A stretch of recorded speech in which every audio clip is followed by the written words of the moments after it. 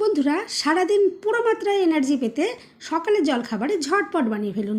খুব কম সময় ইনস্ট্যান্ট, মাত্র 10 মিনিট হাতে থাকলেই বানিয়ে নিতে পারবেন। যেমন টেস্টি, সাথে সাথে ভীষণ হেলদি। এই প্রচণ্ড গরমে এভাবে একবার বানিয়ে দেখতে পারেন।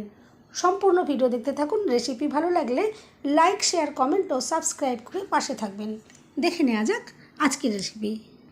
নমস্কার বন্ধুরা, আমি পাপড়ি পদ্মাবতী ফুড ক্রিয়েশনে আপনাদের সবাইকে স্বাগত।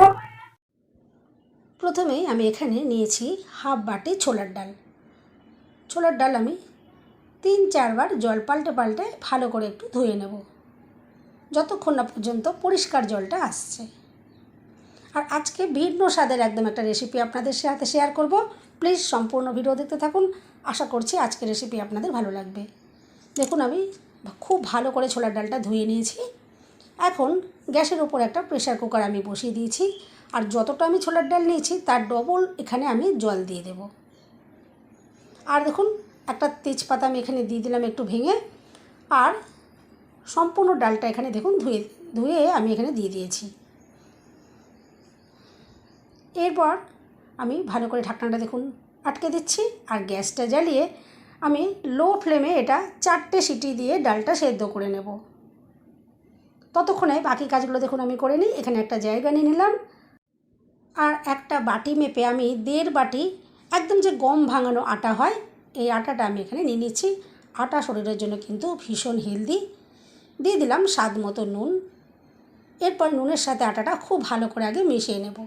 এখানে কিন্তু কোনো রকমের আমি তেল, ঘি, বাটার কোনো কিছু দিয়ে এখানে ময়ান দেব না। নর্মাল জল এখানে দেখুন নিয়েছি, জল দিয়েই আটাটা মেখে নেব। যেরকম আমরা রুটি তৈরি করি সেভাবেই কিন্তু আটাটা মেখে নিলেই হয়ে যাবে। জলটা দেখুন একটু বারে বারে আমি দিয়ে আটাটা মেখে নেব। একবারে বেশি করে দেওয়ার দরকার নেই, বারে বারে অল্প অল্প করে জলটা দিয়ে মিডিয়াম করে আটাটা মেখে নিলেই হয়ে যাবে। দেখুন, এখানে একদম মসৃণ করে আমি আটাটা মেখে নিয়েছি। দেখে তো বুঝতেই পারছেন, খুব শক্তও নয় আবার কিন্তু খুব নরমও নয়।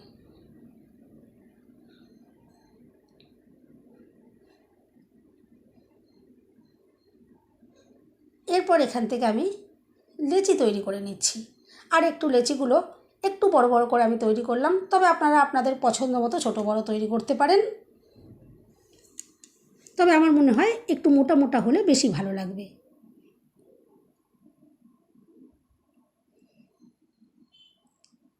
এভাবে দেখুন লেচিগুলো তৈরি করে নেওয়ার পর প্রত্যেকটা লেচিকে দেখুন আমি হাত দিয়ে এভাবে একটু গোল গোল করে রেডি করে নিয়েছি, যাতে পরবর্তী স্টেপটা করতে খুবই সুবিধা হয়। আমি দেখুন চাপা দিয়ে এটা রেস্টে রেখে দিলাম। এদিকে দেখুন যে ডালটা আমি বসিয়েছিলাম, ডালটা কিন্তু আমি 4টে সিটি দিয়ে এটা আটকে রেখে দিয়েছিলাম। আর ভেতরে যে এয়ারটা ছিল সেটা কিন্তু এখন আস্তে আস্তে রিলিজ হয়ে গেছে। আর ডালটা দেখুন কত সুন্দরভাবে রেডি হয়েছে, দেখে তো বুঝতেই পারছেন। আর এই ডালটা কোনো রকম ব্লেন্ডারে দিয়ে ব্লেন্ড করারও দরকার নেই, বা হাতা দিয়ে বা কোনো কিছু দিয়ে এটা ম্যাশ করারও কোনো রকম প্রয়োজন পড়বে না। জাস্ট এভাবে কিন্তু রেডি করে নিলেই হবে। এরপরে গ্যাস জ্বালিয়ে আমি একটা কড়াই বসিয়ে এখানে অল্প করে দেখুন কয়েকটা গোলমরিচ আমি একটু হালকা এভাবে একটু ভেজে নেব, যাতে পুড়ে না যায়। সেভাবে একটু হালকা গরম করে নিলেই হবে। দেখুন আমি এটা তারপরে ঠান্ডা করে এভাবে দেখুন একটু গুঁড়ো মতো করে নিয়েছি। এটা কিন্তু সম্পূর্ণ মিহি গুঁড়ো করে নিয়ে একটু আধ ভাঙা মতো রয়েছে। এরপর দেখুন এর ভেতরে আমি দিয়ে দিচ্ছি 1/2 চামচ মতো ভাজা জিরের গুঁড়ো। আর দেখুন দিয়েছি 1/2 চামচ মতো ভাজা ধনের গুঁড়ো। এটা আমি রেডি করে রেখে দিলাম। এরপর দেখুন গ্যাস জ্বালিয়ে কড়াই বসিয়ে দিয়েছি। আর তাতে অল্প করে একটু সর্ষের তেল আমি দিয়ে দিলাম। এখন যে মশলাগুলো রেডি করে রেখেছিলাম, আর গ্যাসের ফ্লেমটা এখন একদম লোতে রেখে দিয়েছি। দেখুন মশলাগুলো দিয়ে একটু হালকা শুধু একটু জাস্ট নাড়াচাড়া করে নিলাম। আর এখানে দিয়ে দিয়েছি অল্প একটু কাঁচা লঙ্কার কুচি। ঝাল আপনারা নিজেদের পছন্দ মতো কম বেশি ব্যবহার করবেন। আর অল্প 3 কোয়া রসুন আমি এখানে গ্রেট করে দিলাম। বেশি রসুন কিন্তু দেওয়ার প্রয়োজন নেই। আমি এখানে রসুন দিয়ে তৈরি করছি সম্পূর্ণ ভিন্ন স্বাদের একটা এখানে পুর তৈরি করব।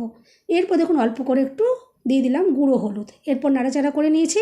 আর যে ডালটা আমি সেদ্ধ করে নিয়েছিলাম, ডালটা দেখুন এখন এখানে দিয়ে নাড়াচাড়া করে নিচ্ছি। এই ডালটা কিন্তু খুব ভালো করে ম্যাশ করবার কোনো প্রয়োজন পড়বে না, জাস্ট এভাবে খুন্তি দিয়ে নাড়াচাড়া করে মিশিয়ে নিলেই হবে। এরপর দিয়ে দিলাম স্বাদ মতো নুন। আর এখানে আমি 1/2 চামচ মতো একটু চিনি দিয়ে দিলাম। এরপর একটু নাড়াচাড়া করে দেখুন মিশিয়ে দিচ্ছি। আর যেহেতু এখন গরমকাল, আমি এই ছোলার ডালের মধ্যে কোনো রকম গরম মশলা বা ঘি এগুলোর কোনো রকম ব্যবহার করছি না।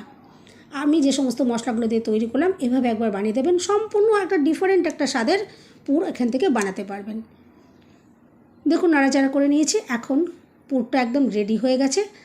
আর কিছু কিছু ডাল দেখবেন এখানে একটু সামান্য গোটা গোটা ভাব থাকবে, কিন্তু সেগুলো কিন্তু শক্ত নয়, নরম নরম এভাবে একটু গোটা গোটাও থাকবে। আর কিছুটা ডাল দেখুন এভাবে নাড়াচাড়া করতে করতে অনেকটা ম্যাশের মতো হয়ে গেছে। এবার ঠান্ডা করে নিতে হবে পুরটা। আর এরপর দেখুন যে আটাটা আমি মেখে রেখেছিলাম এখান থেকে দেখুন একটা লেচি আমি নিয়ে নিচ্ছি, আর হাত দিয়ে এভাবে বাটির মতো একটু তৈরি করে নেব। বন্ধুরা, রেসিপি ভালো লাগলে একটা লাইক দিতে একদম ভুলবেন না। চ্যানেলটা সাবস্ক্রাইব করে পাশে থাকার অনুরোধ রইল। বেল বাটন ক্লিক করে রাখবেন, আমি যখনই নতুন ভিডিও আপলোড করব সঙ্গে সঙ্গে নোটিফিকেশান সবার আগে আপনি পেয়ে যাবেন। এরপর দেখুন আমি এখানে পরিমাণ মতো পুর দিয়ে দিলাম, আর বাটির মুখটা দেখুন বন্ধ করে দিচ্ছি। আর এখানে পরিমাণ মতো একটু পুরটা দিতে হবে, খুব বেশি যদি পুর হয়ে যায় তাহলে যখন এটা বেলা হবে প্রবলেম হবে। আবার খুব যদি কম পুর হয় তাহলে আবার খেতে ভালো লাগবে না, একটু বুঝে পরিমাণ মতো এখানে পুরটা দিলেই হবে। এরপর দেখুন আমি আরেকটা একটু দেখিয়ে দিলাম, আবারও দেখুন বাটি বানিয়ে নিয়েছি, আর ঠিক আগের মতনই আমি এখানে তৈরি করা পুরটা দিয়ে দেব, আর মুখটা দেখুন বন্ধ করে দিচ্ছি।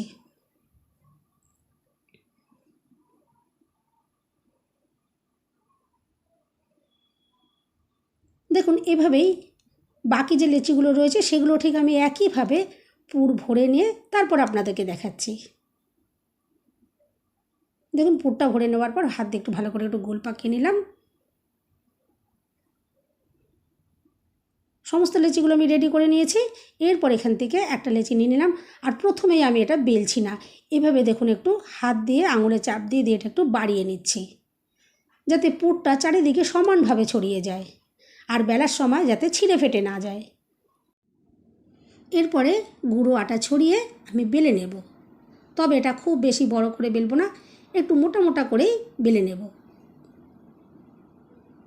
দেখুন বেলে নিয়েছি, আর গায়ে যে আটাটা ছিল সেটা দেখুন একটু আমি ঝেড়ে ফেলে দিচ্ছি। এরপরে গ্যাস জ্বালিয়ে একটা ফ্রাই প্যান আমি বসিয়ে দিয়েছি, আর এখানে একটা ব্রাশে করে আমি সামান্য একটু সাদা তেল দেখুন লাগিয়ে দিলাম। খুব বেশি তেলের ব্যবহার আমি করছি না যেহেতু গরমকাল। এখন আমি মিডিয়াম ফ্লেমে একটা সাইড প্রথমে ভালো করে সেঁকে নেব। একটা সাইড মোটামুটি একটু হয়ে এসছে, আর আমি আবারও দেখুন সাদা তেল ব্রাশ দিয়ে একটু লাগিয়ে দিয়েছি। এখানে আর তেলের ব্যবহার করব না, তবে আপনারা যদি চান একদম সম্পূর্ণ তেল ছাড়াও কিন্তু এটা ভেজে নিতে পারেন, তাতেও কিন্তু যথেষ্ট সুন্দর খেতে লাগবে। এরপরে ভালো করে দু পিঠ আমি উল্টে পাল্টে ভেজে নেব, যাতে ভেতর থেকেও সুন্দরভাবে ভাজা হয়ে যায় আর বাইরের কালারটাও সুন্দর এসে যায়। আর দেখুন কত সুন্দর আস্তে আস্তে কালারটাও চলে এসছে, আর এই পরোটাগুলো খেতে কিন্তু অসাধারণ লাগে। আর যেহেতু এখন গরমকাল আমি দেখুন খুব সামান্য তেল দিয়ে এই পরোটাগুলো ভেজে নিলাম। আর আমি আবারও বলে দিচ্ছি, চাইলে কিন্তু আপনারা তেল ছাড়াও কিন্তু ভেজে নিতে পারেন, তাতেও যথেষ্ট সুন্দর খেতে লাগবে। দেখুন খুব ভালো করে আমি ঘুরিয়ে ফিরিয়ে সেঁকে নিয়েছি। এভাবেই আমি সমস্ত পরোটাগুলো একে একে দেখুন তৈরি করে নিচ্ছি। আর দেখে তো বুঝতেই পারছেন কতটা দুর্দান্ত দেখতে লাগছে, আর তেমনি খেতেও কিন্তু অসাধারণ হবে। আর যেহেতু ছোলার ডাল আর আটা দিয়ে তৈরি করলাম, শরীরের জন্য কিন্তু ভীষণ উপকারী হবে, সারাদিন কিন্তু একদম এনার্জেটিক থাকা যাবে। আর সাথে যদি এরকম দইয়ের একটু চাটনি রেডি করে নেন একদম অসাধারণ লাগবে। এভাবে এই ছোলার ডালের পরোটার সাথে এভাবে দইয়ের চাটনি দিয়ে একবার খেয়ে দেবেন, ভীষণ টেস্টি লাগবে। আর টক দই তো শরীরের জন্য ভীষণ হেলদি। দেখুন এরপর একটা পরোটা আপনাদেরকে একটু ভেঙে দেখিয়ে দিই যে ভেতর থেকে কতটা সুন্দরভাবে তৈরি হয়েছে, ভীষণ সফট, আর পুর চারিদিকে সুন্দরভাবে দেখুন ছড়িয়ে রয়েছে। একটু ভেঙে দেখালেই আপনারা বুঝতে পারবেন যে কতটা অসাধারণ দেখতে হয়েছে। এভাবে অবশ্যই ট্রাই করতে পারেন। বন্ধুরা, রেসিপি ভালো লাগলে একটা লাইক দিতে একদম ভুলবেন না। চ্যানেলটা সাবস্ক্রাইব করে পাশে থাকার অনুরোধ রইল। সবাই সুস্থ থাকবেন, ভালো থাকবেন, দেখা হবে নেক্সট ভিডিওতে। ভিডিওটা শেষ পর্যন্ত দেখার জন্য সবাইকে রইল অসংখ্য অসংখ্য ধন্যবাদ। আর দেখুন পুর কত সুন্দরভাবে ছড়িয়ে রয়েছে, আর সামান্য তেল দিয়ে তৈরি করেছি। এটা কিন্তু এভাবে কিন্তু আপনারা বানিয়ে নিতেই পারেন, অসাধারণ খেতে লাগবে।